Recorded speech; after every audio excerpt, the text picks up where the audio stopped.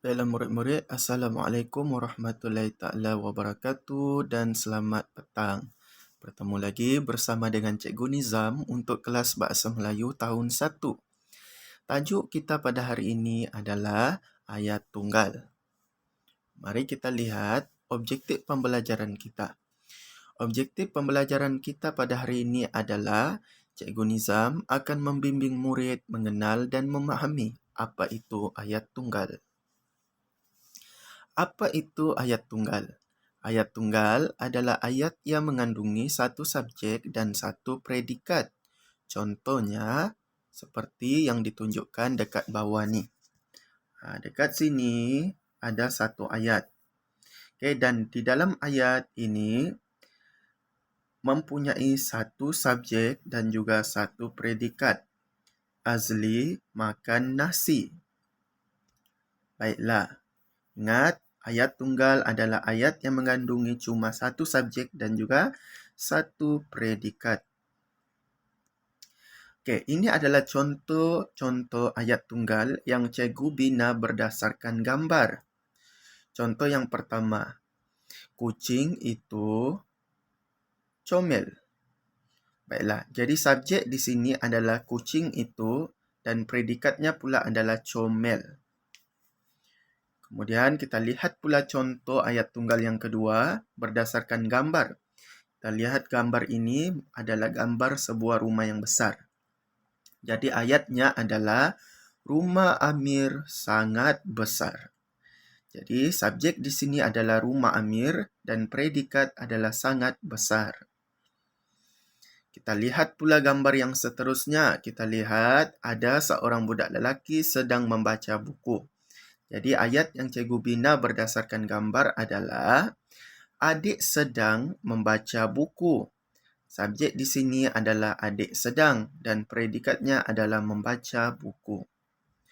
Jika adik-adik perhatikan, setiap ayat yang cikgu bina ini, dia cuma memiliki satu subjek dan satu predikat. Kenapa? Sebab tidak mengandungi sebarang kata hubung. Contoh kata hubung dan, sambil, kerana, tetapi, serta. Itu. Baiklah. Murid-murid boleh rujuk buku teks kamu pada muka surat 30. Pada muka surat 30 terdapat seperti gambar yang cikgu paparkan di tepi ini. Okey. Kalau kamu lihat, gambar itu menunjukkan Zali berada di dalam kelas bersama cikgu dan juga rakan-rakannya. Dan di bawah situ, kita dapat lihat contoh-contoh ayat tunggal. Mari kita lihat contoh ayat tunggal yang terdapat pada muka surat 30 buku teks kamu. Baiklah, ayat yang pertama adalah ini lukisan Zali. Dia cuma ada satu subjek dan juga satu predikat. Baiklah, cikgu sebut, kemudian murid-murid ulang sebut. Ini lukisan Zali.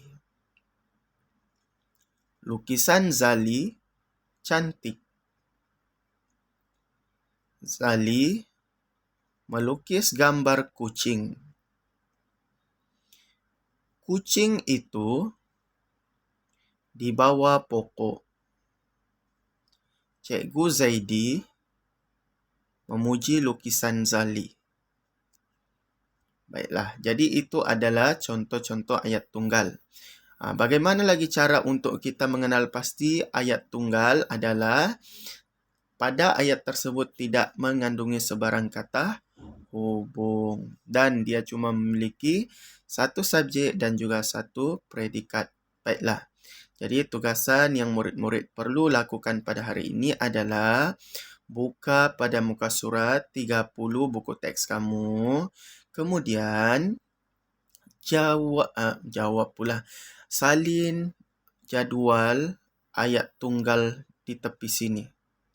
Okey, cikgu mahu kamu salinkan jadual yang terdapat pada muka surat 30 ini. Okey, cikgu harap murid-murid dapat menyalin dengan kemas dan tulisan yang cantik boleh dibaca.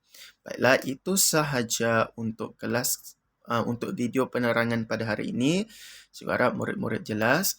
Tugasan kamu boleh antar dekat grup Telegramnya. Okey, terima kasih atas perhatian murid-murid. Assalamualaikum. Bye.